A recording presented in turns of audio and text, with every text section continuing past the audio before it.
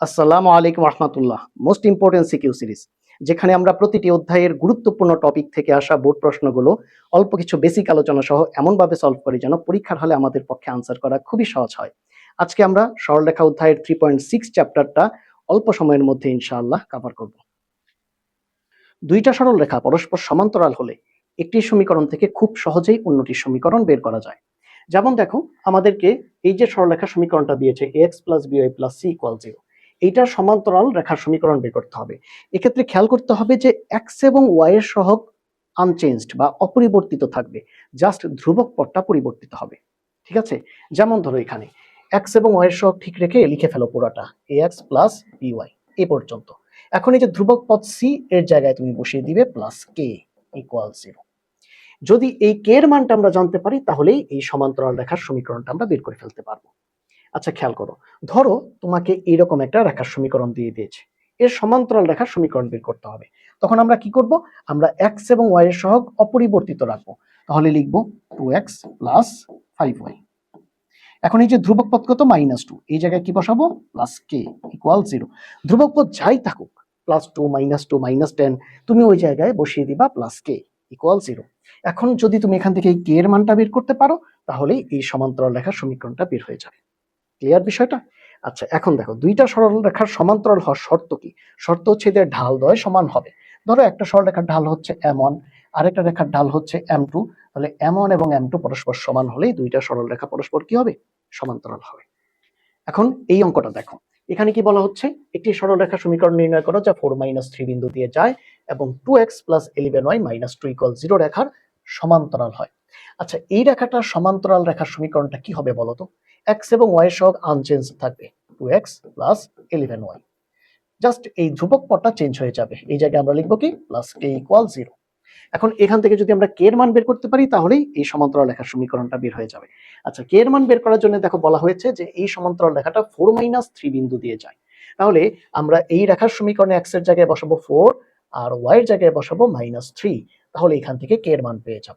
দেখো x এর জায়গায় বসাবো 4 আর y এর জায়গায় বসাবো -3 প্লাস k = 0। তাহলে এখান থেকে আমরা k এর মান পাবো k = 25। তাহলে দেখো এই সমীকরণটা থেকে এখন আমরা কি পাবো, 2x + 11y, কে এর জায়গায় বসাবো 25। তাহলে আমরা পেয়ে যাব এইটাই হচ্ছে আমাদের সমান্তরাল রেখার সমীকরণ। ওকে, এখন আসো লম্ব রেখার সমীকরণ নির্ণয় করি। দেখো একটা সরল রেখার সমীকরণ দেওয়া থাকলে এখান থেকে কিন্তু আমরা লম্ব রেখার সমীকরণ বের করতে পারি। কিভাবে? এক্ষেত্রে যদি আমরা x + by + c = 0 রেখার লম্ব রেখার সমীকরণ বের করতে চাই তাহলে x এবং y এর সহগকে প্রথমে ইন্টারচেঞ্জ করতে হবে। অর্থাৎ y এর সহগ হবে x এর সামনে, x এর সহগ হবে y এর সামনে, আর মাঝখানের এই চিহ্নটা চেঞ্জ করে ফেলতে হবে। দেখো খেয়াল করো, আমাদের এখানে y এর সহগ হচ্ছে b, এটা এখন হবে x এর সহগ। তাহলে b হয়ে যাবে x এর সহগ, আমরা পাবো bx। আর a হয়ে যাবে y এর সহগ, আমরা পাবো ay। দেখো সহগ ইন্টারচেঞ্জ হয়ে গেছে।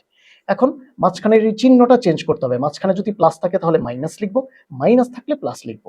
মাঝখানে প্লাস আছে, আমরা মাইনাস লিখে দিলাম। আর ধ্রুবক পদ হবে প্লাস কে ইকুয়াল 0। খেয়াল করেছো?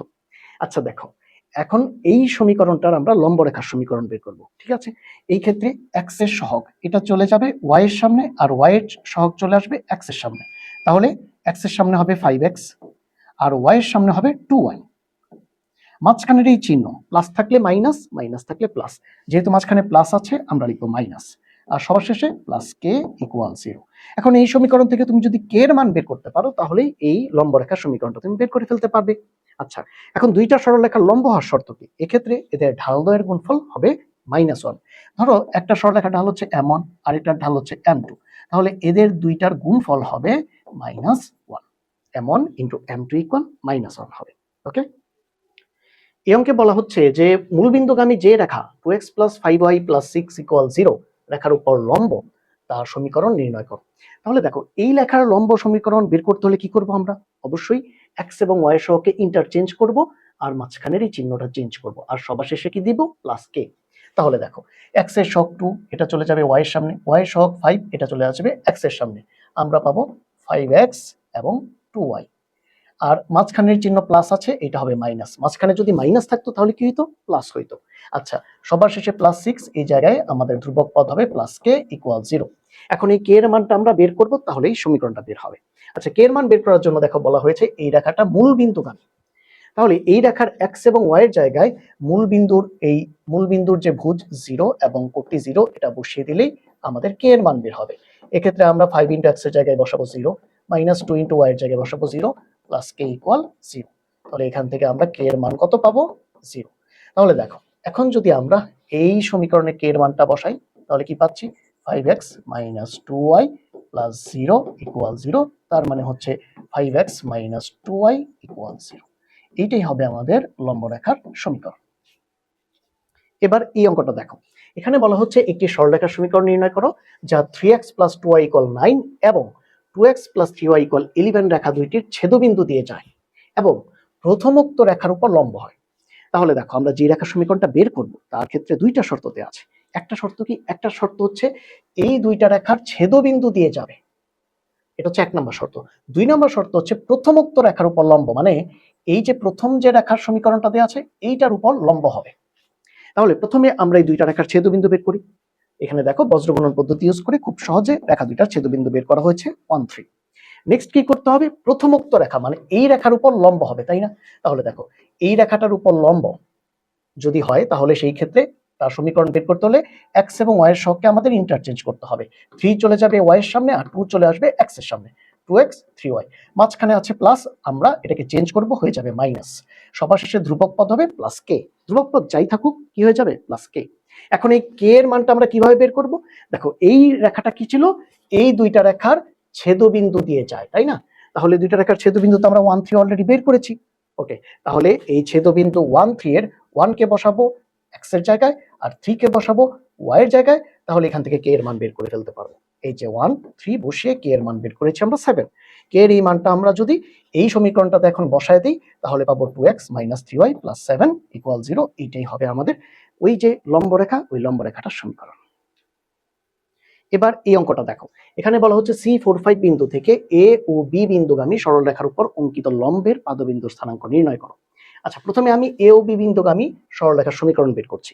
দেখো, এই ক্ষেত্রে A বিন্দুর স্থানাঙ্ককে আমরা যদি x1 y1 ধরি আর B বিন্দুর স্থানাঙ্ককে আমরা যদি x2 y2 ধরি, তাহলে এই দুই বিন্দুগামী সরলরেখার সমীকরণ নির্ণয়ের যে সূত্র আছে x - x1 / x1 - x2, y - y1 / y1 - y2, এখানে A আর B বিন্দুর স্থানাঙ্ক বসিয়ে দিলেই আমরা AB সরলরেখার সমীকরণটা পেয়ে যাব 3x + y - 10 = 0। ঠিক আছে না? আচ্ছা, এখন খেয়াল করো, বলা হচ্ছে C45 বিন্দু থেকে এই AB বিন্দুগামী সরলরেখার উপর অঙ্কিত লম্বের পাদবিন্দুর স্থানাঙ্ক বের করতে হবে। তাহলে আমরা এখন কি করব? C বিন্দু থেকে এই AB রেখার উপর একটা লম্ব আঁকবো। এই যে দেখো, C বিন্দু থেকে B রেখার উপর লম্ব আঁকলাম, এইটা AB রেখাকে D বিন্দুতে ছেদ করেছে। তাহলে এই D বিন্দুই হচ্ছে এই লম্বের পাদবিন্দু অথবা ছেদবিন্দু অথবা সমবিন্দু, তিনটা একই কথা। তাহলে আমরা এই ডি বিন্দুর স্থানাঙ্ক এখন বের করব। ঠিক আছে, এক্ষেত্রে প্রথমে খেয়াল করো, এবি রেখার উপরে সিডি তো লম্ব, তাই না? তাহলে এবি রেখার সমীকরণ থেকে কি আমরা এই সিডি রেখার সমীকরণটা বের করতে পারবো না? এক্ষেত্রে এক্স এবং ওয়াই এর সহগ ইন্টারচেঞ্জ হবে। এই যে দেখো, এবি রেখার সমীকরণে এক্স এবং ওয়াই এর সহগটা ইন্টারচেঞ্জ হবে। এক্স এর সহগ 3, এটা চলে যাবে ওয়াই এর সামনে, আর ওয়াই এর সহগ 1, এটা চলে আসবে এক্স এর সামনে। এই যে এক্স এর সামনে 1, ওয়াই এর সামনে 3, মাঝখানে প্লাস আছে, এটা হয়ে যাবে মাইনাস। আর শেষের ধ্রুবক পদ যাই থাকুক সেটা হয়ে যাবে +k = 0। এইটা হবে সিডি রেখার সমীকরণ। এখন এই যে সিডি রেখা, এটা তো মূলত সি বিন্দু দিয়ে যায়, তাই না? সি বিন্দু দিয়ে যায়। তাহলে এই যে সি বিন্দুর ভুজ, এটাকে আমরা এক্স এর জায়গায় বসাবো, সি বিন্দুর কুটিকে আমরা ওয়াই এর জায়গায় বসাবো। তাহলে আমরা এই সমীকরণ থেকে কে এর মান বের করে ফেলতে পারবো। এই যে দেখো, 4 এবং 5 বসিয়ে কে এর মান আমরা কত পেয়েছি? 11। এখন কে এর মানটা এই সমীকরণে বসিয়ে দিলেই দেখো আমরা সিডি রেখার সমীকরণ পেয়ে যাব x - 3y + 11 = 0। তাহলে আমরা এবি রেখার সমীকরণ পেয়েছি, সিডি রেখার সমীকরণও পেলাম। এই দুইটা সমীকরণকে সমাধান করলে আমরা এখান থেকে এক্স এবং ওয়াই এর যে মান পাবো সেটাই হবে পাদবিন্দু বা ছেদবিন্দুর স্থানাঙ্ক। এক্ষেত্রে খেয়াল রেখো যে এই যে সমীকরণ দুইটা প্রতিস্থাপন, অপনয়ন বা বজ্রগুণন পদ্ধতিতে সমাধান করে দেখিয়ে দিতে হবে। ঠিক আছে? আচ্ছা, তাহলে আমরা কিন্তু পাদবিন্দু বা ছেদবিন্দুর ভুজ এবং কুটি বসিয়ে এর স্থানাঙ্ক এখান থেকে বের করে ফেলতে পারবো। এখন এই অঙ্কটা খেয়াল করো, এখানে বলা হচ্ছে 3, 5 ও 6, 7 বিন্দু দ্বয়ের সংযোজক রেখার লম্ব দ্বিখণ্ডকের ঢাল নির্ণয় করো। আচ্ছা, 3, 5 বিন্দুটাকে আমরা এ বিন্দু ধরে নিচ্ছি, 6, 7 বিন্দুটাকে আমরা বি বিন্দু ধরে নিচ্ছি। প্রথমে এই দুইটা বিন্দুর সংযোজক রেখার ঢালটাকে আমরা বের করি, অর্থাৎ এবি রেখাংশের ঢালটাকে বের করি। দেখো এক্ষেত্রে এবি রেখার ঢাল যদি আমরা এমন ধরি সেটা হবে কোটিদ্বয়ের অন্তর বাই ভুজদ্বয়ের অন্তর। তো এই ক্ষেত্রে এ বিন্দুর স্থানাঙ্ককে x1 y1 আর বি বিন্দুর স্থানাঙ্ককে x2 y2 ধরলে আমরা এখানে মানগুলো বসিয়ে দিলেই এবি রেখার ঢাল পেয়ে যাব 2/3। এবি রেখার ঢালকে আমরা কি ধরেছি? এবি রেখার ঢালকে আমরা ধরেছি m1। এখন খেয়াল করো এরপরে কি বলেছে, এরপরে বলেছে এই বিন্দু দ্বয়ের যে সংযোজক রেখা অর্থাৎ এই যে এবি রেখা এর লম্ব দ্বিখণ্ডকের ঢাল নির্ণয় করো। আচ্ছা লম্ব দ্বিখণ্ডক কি? দেখো এই চিত্রে এই যে সি বিন্দু, এই সি বিন্দুটাকে আমরা ধরে নিচ্ছি এবি রেখাংশের মধ্যবিন্দু। এখন এই সি বিন্দু দিয়ে যদি আমরা এবি এর উপর একটা লম্ব টানি, ধরো এই লম্বটার নাম আমরা দিলাম ইএফ, তাহলে এই ইএফ রেখাটা হবে মূলত এবি এর লম্ব দ্বিখণ্ডক। কারণ ইএফ রেখাটা দেখো সি বিন্দু যেহেতু মধ্যবিন্দু, তাহলে ইএফ রেখাটাকে এবি কে সমান 2 ভাগে ভাগ করেছে, সুতরাং ইএফ হবে এবি রেখাংশের লম্ব দ্বিখণ্ডক। তাহলে এই ক্ষেত্রে ইএফ রেখাংশের মানে লম্ব দ্বিখণ্ডকের ঢালকে আমরা m2 ধরে নিচ্ছি। এখন দেখো এবি আর ইএফ কি পরস্পর লম্ব না? যদি দুইটা রেখা পরস্পর লম্ব হয় তাহলে তাদের ঢাল দৈর্ঘ্যের গুণফল কত হয়? -1। তাহলে m1 ইন্টু m2 হবে -1। এখন আমরা যদি এই যে লম্ব দ্বিখণ্ডকের ঢাল m2 বের করতে চাই তাহলে m2 ইকুয়াল হবে 1/m1 -1/m1। তাহলে এই ক্ষেত্রে আমরা এই যে m1 এর যে মানটা পেয়েছি এবি রেখার যে ঢাল 2/3 সেটা m1 এর জায়গায় বসিয়ে দিব, এখান থেকে পাবো m2 এর মান -3/2। এইটাই হবে আমাদের লম্ব দ্বিখণ্ডকের ঢাল। এবার আসো আমরা দেখি যে কোন রেখাংশের মধ্যবিন্দুর স্থানাঙ্ক কিভাবে বের করা যায়। আচ্ছা মধ্যবিন্দুর অপর নাম হচ্ছে সমদ্বিবিভক্তিকারী বিন্দু। কেন? দেখো একটু আগে আমরা বলেছিলাম সি হচ্ছে এবি রেখাংশের মধ্যবিন্দু, তাহলে সি বিন্দুকে এবি রেখাংশকে সমান দুইটা ভাগে ভাগ করেছে না, এসি এবং বিসি, এর জন্যই তো সি বিন্দুকে আমরা মধ্যবিন্দু বলবো, তাই না? এক্ষেত্রে দেখো আমরা যদি এ বিন্দুকে প্রথম বিন্দু ধরি তার স্থানাঙ্ক x1 y1 আর বি বিন্দুকে যদি দ্বিতীয় বিন্দু ধরি তার স্থানাঙ্ককে x2 y2 আমরা ধরতে পারি। আচ্ছা এখন সি বিন্দুর স্থানাঙ্ক যদি আমরা বের করতে চাই তাহলে আমরা এই যে দুইটা বিন্দু এ আর বি এদের ভুজ দ্বয়কে যোগ করব, 2 দিয়ে ভাগ করব, কোটি দ্বয়কে যোগ করব, 2 দিয়ে ভাগ করব, তাহলেই আমরা সি বিন্দুর স্থানাঙ্ক পেয়ে যাব। সি বিন্দু তো মধ্যবিন্দু, তাই না? তাহলে তার স্থানাঙ্ক যদি আমরা xy ধরি তাহলে এ বিন্দুর ভুজ x1 আর বি বিন্দুর ভুজ x2 কে আমরা যোগ করব, 2 দিয়ে ভাগ করব, এবং এ বিন্দুর কোটি y1 আর বি বিন্দুর কোটি y2 কে আমরা যোগ করব, 2 দিয়ে ভাগ করব, তাহলেই আমরা সি বিন্দুর ভুজ আর কোটি বা তার স্থানাঙ্ক পেয়ে যাব। এখন এই অঙ্কটা খেয়াল করো, এই অঙ্কের প্রশ্নটা আমি পরে পড়ছি, এখান থেকে এক কাজ করি আমরা এ এবং বি এর মধ্যবিন্দু সি এর স্থানাঙ্কটাকে বের করে ফেলি। তাহলে এ বি রেখাংশের মধ্যবিন্দু সি এর স্থানাঙ্ক কিভাবে বের করবো আমরা? এই ক্ষেত্রে এ বিন্দু আর বি বিন্দুর ভুজকে যোগ করে 2 দিয়ে ভাগ দিব, আবার এ বিন্দু আর বি বিন্দুর কোটিকে যোগ করে 2 দিয়ে ভাগ দিব, তাই না? তাহলে এ বিন্দুর ভুজ হচ্ছে 8, বি বিন্দুর ভুজ হচ্ছে -4, 8 আর -4 কে যোগ দিব আর 2 দিয়ে ভাগ দিব। একইভাবে এ বিন্দুর কোটি হচ্ছে 5, বি বিন্দুর কোটি হচ্ছে -3, 5 আর -3 কে যোগ দিব আর 2 দিয়ে ভাগ দিব। তাহলে এখান থেকে আমরা এই মধ্যবিন্দু সি বিন্দুর স্থানাঙ্ক পাবো 2, 1। ঠিক আছে? আচ্ছা এখন চলো আমরা প্রশ্নটা দেখি কি বলেছে। 8, 5 এটাকে আমরা এই বিন্দু ধরেছি, -4, -3 এটাকে আমরা বি বিন্দু ধরেছি। এই বিন্দু দুইটি সংযোজক রেখা মানে হচ্ছে এবি রেখা। এবি রেখার লম্ব দ্বিখণ্ডকের সমীকরণ নির্ণয় করো। আচ্ছা লম্ব দ্বিখণ্ডকের কাজ করতে হলে আমরা একটু আগে যে অঙ্কটা করেছিলাম কি করেছিলাম? প্রথমে এবি রেখার ঢাল বের করে ফেলেছিলাম, তাই না? আচ্ছা এবি রেখার ঢাল আমরা ওই কোটিদ্বয়ের অন্তর বাই ভুজদ্বয়ের অন্তর এই সূত্র ইউজ করে এই 2/3 খুব সহজেই বের করতে পারবো, তাই না? এখন এবি রেখার ঢাল যদি বের করতে পারি তাহলে লম্ব দ্বিখণ্ডকের ঢাল মানে এবি এর লম্ব দ্বিখণ্ডকের ঢাল যদি m2 হয় সেটাও বের করতে পারবো। এই ক্ষেত্রে m1 আর m2 এর গুণফল কত হবে? -1। তাহলে এখান থেকে m2 এর ঢালটা কত আসবে? -3/2। এখন খেয়াল করো দুইটা ঢালই আমরা পেয়ে গেছি। এখন আমাদের কি লাগবে? দেখো লম্ব দ্বিখণ্ডক কি? লম্ব দ্বিখণ্ডক হচ্ছে এই রকম একটা লম্ব যেটা এবি রেখার উপর লম্ব হবে এবং অবশ্যই তার মধ্যবিন্দু দিয়ে যাবে মানে সি বিন্দু দিয়ে যাবে। আমরা এই লম্বটার একটা নাম দিয়েছিলাম সেটা হচ্ছে ইএফ। এখন এই যে লম্ব দ্বিখণ্ডক এর ঢাল আমাদের হাতে আছে -3/2 এবং এটা সি বিন্দু দিয়ে গেছে আর ওই সি বিন্দুর স্থানাঙ্ক আমরা জানি 2, 1। এখন এই লম্ব দ্বিখণ্ডকের সমীকরণ বের করতে হলে আমরা এক বিন্দুগামী সরলরেখার সমীকরণ y - y1 = m * x - x1 এই সমীকরণটা ব্যবহার করব। এক্ষেত্রে খেয়াল রেখো এই লম্ব দ্বিখণ্ডকের ঢাল m এর মান আমরা কত পেয়েছি? -3/2। আর কত বিন্দুগামী? সি বিন্দুগামী, সি বিন্দুর স্থানাঙ্ক আমরা কত পেয়েছি? 2, 1। তো সি বিন্দুর স্থানাঙ্ককে x1 y1 ধরলে তখন আমরা এই সমীকরণটা পাই, তাই না? এই সমীকরণে y1 এর জায়গায় আমরা সি বিন্দুর কোটিকে বসাবো 1 আর x1 এর জায়গায় সি বিন্দুর ভুজকে বসাবো 2 এবং ঢালের জায়গায় বসাবো m এর মান -3/2। তাহলে এখান থেকে ক্যালকুলেশন করলেই আমরা এই লম্ব দ্বিখণ্ডকের সমীকরণটা পেয়ে যাব। এখন আমরা দুইটি সরলরেখার অন্তর্ভুক্ত কোণ নির্ণয় করব। ধরো আমাদের এখানে একটা সরলরেখা এরকম দেয়া আছে যার ঢাল হচ্ছে m1, এই যে আরেকটা সরলরেখা দেয়া আছে এটার ঢাল ধরো m2। এখন এই দুইটা সরলরেখার অন্তর্ভুক্ত কোণ যদি হয় থিটা, তাহলে এই থিটার মান নির্ণয়ের সূত্র হচ্ছে tan থিটা সমান plus minus m1 minus m2 divide by 1 plus m1 into m2। এই সূত্র ব্যবহার করে আমরা খুবই সহজে দুইটা সরলরেখার অন্তর্ভুক্ত কোণ থিটার মান বের করতে পারি। এই প্রশ্নটা খেয়াল করো, এখানে বলা হচ্ছে x minus 2y plus 1 equal 0 এবং 3x minus y plus 5 equal 0 সরলরেখা দ্বয়ের অন্তর্ভুক্ত সূক্ষ্ম কোণ নির্ণয় করো। আচ্ছা, তাহলে অন্তর্ভুক্ত কোণ নির্ণয় করতে হলে প্রথম রেখার ঢালকে যদি আমি m1 ধরি আর দ্বিতীয় রেখার ঢালকে যদি m2 ধরি, তাহলে প্রথমে এই ঢাল দুইটাকে বের করতে হবে, তাই না? তো ঢাল নির্ণয়ের খুব সুন্দর একটা শর্টকাট আছে, সেটা হচ্ছে ঢাল m ইকুয়াল মাইনাস x এর সহগ বাই y এর সহগ। এই ক্ষেত্রে ধরো রেখার সমীকরণ যদি হয় ax plus by plus c equal 0, তাহলে ঢাল m এর মান হবে মাইনাস x এর সহগ বাই y এর সহগ, মানে minus a by b। x এর সহগ a, y এর সহগ b, তাহলে মাইনাস a বাই b। ঠিক আছে, এখন যদি তোমাকে কোনো অঙ্কে সরাসরি ঢাল নির্ণয় করতে বলে, তখন কিন্তু তুমি অবশ্যই y equal mx plus c এই সমীকরণটা বের করে তারপর এখান থেকে ঢাল দেখাবে। এখানে যেহেতু কোণ নির্ণয় করা আমাদের টার্গেট, কোণ নির্ণয় করার জন্য আমরা ঢাল বের করছি, তাই এখানে আমরা শর্টকাট ইউজ করতে পারবো। ঠিক আছে, কিন্তু ঢাল নির্ণয় ডাইরেক্ট করতে বললে কিন্তু এই এক লাইনে করে দিলে হবে না, তখন কিন্তু y equal mx plus c ওই সূত্রটা দেখিয়ে তারপরে ঢাল m এর মানটা দেখাতে হবে। ঠিক আছে, আর এটা তো আমরা আগের পার্টে করেছি, ঠিক না? আচ্ছা, এখন খেয়াল করো, এই দুইটা সমীকরণের আমরা ঢাল বের করবো। তো প্রথমটার ঢাল যদি এমন হয়, সেক্ষেত্রে x এর সহগ কত 1, তাহলে মাইনাস প্রথম উপরে হবে x এর সহগ 1, নিচে y এর সহগ কত -2, তাহলে এখান থেকে কত পাবো হাফ। আচ্ছা, দ্বিতীয়টার ঢাল m2 হলে মাইনাস x এর সহগ 3 আর y এর সহগ হচ্ছে -1, তাহলে এখান থেকে পাবো 3। তাহলে দেখো m1 আর m2 আমরা পেয়ে গেলাম। এই যে দেখো m1 আর m2 এই দুইটা মান কিন্তু আমরা পেয়ে গেলাম। এখন এই দুইটা মানকে ব্যবহার করে আমরা এদের অন্তর্ভুক্ত কোণ tan থিটার সূত্রে বসাবো, plus minus m1 minus m2 by 1 plus m1 into m2। এই m1 আর m2 এর মানগুলি আমরা এখানে বসিয়ে দিলাম।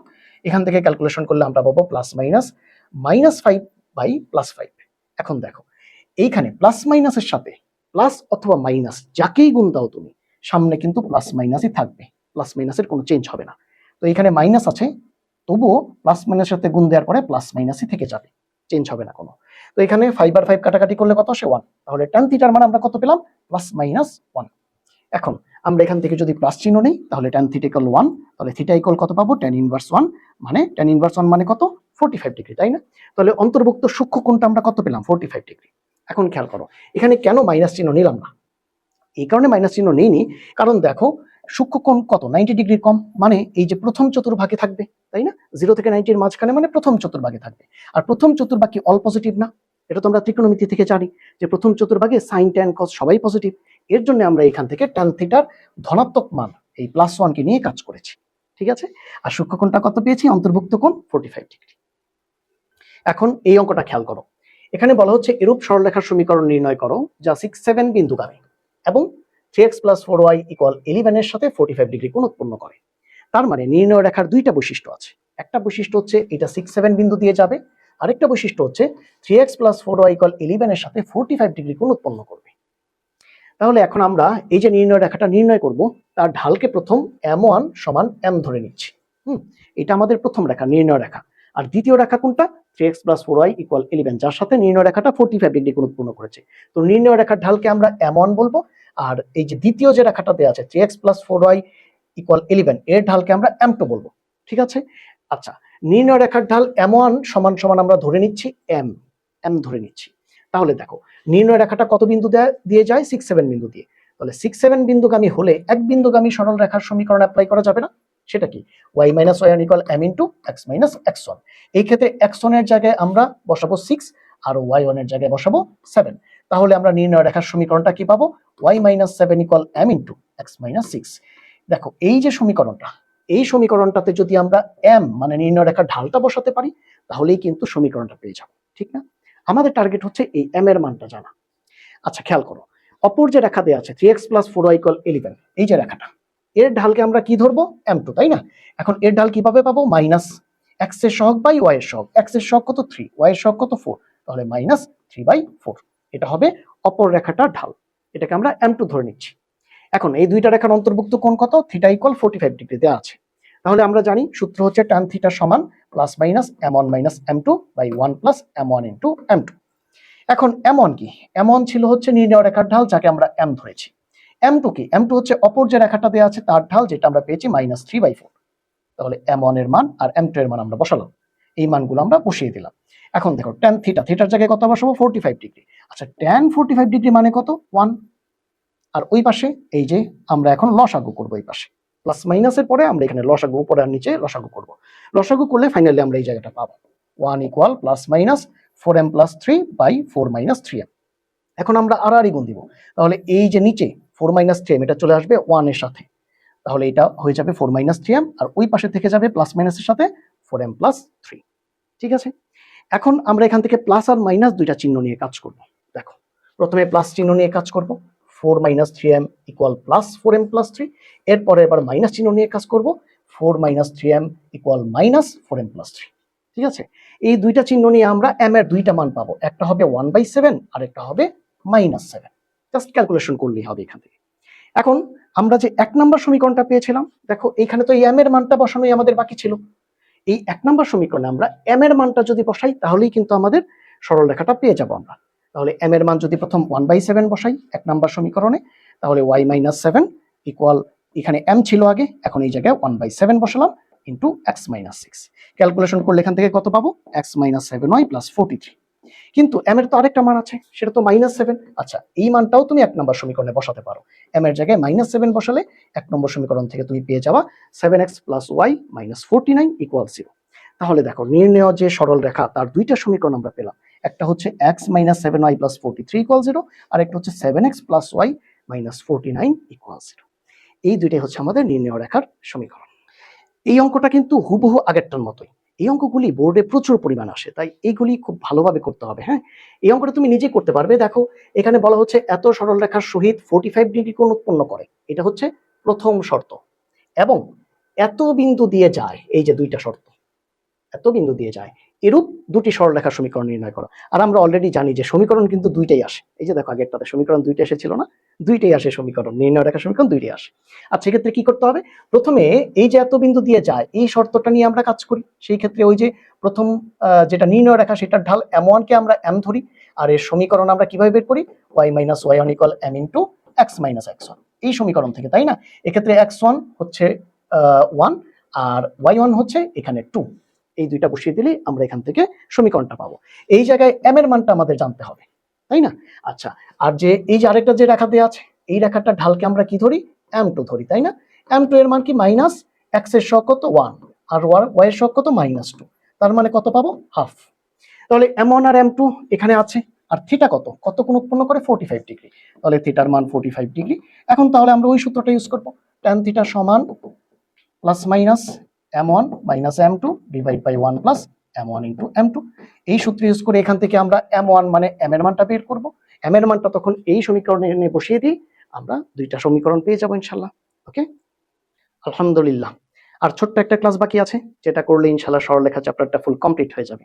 এরপরে ইনশাল্লাহ বৃত্ত, ফাংশন এবং অন্যান্য চ্যাপ্টারগুলোর উপর কমপ্লিট ওয়ান শট ক্লাস ইনশাল্লাহ চলে আসবে। সো ক্লাসগুলি নিজে করো, ফ্রেন্ড এবং জুনিয়রদের মাঝে শেয়ার করে দাও। আসসালামু আলাইকুম রহমতুল্লাহ।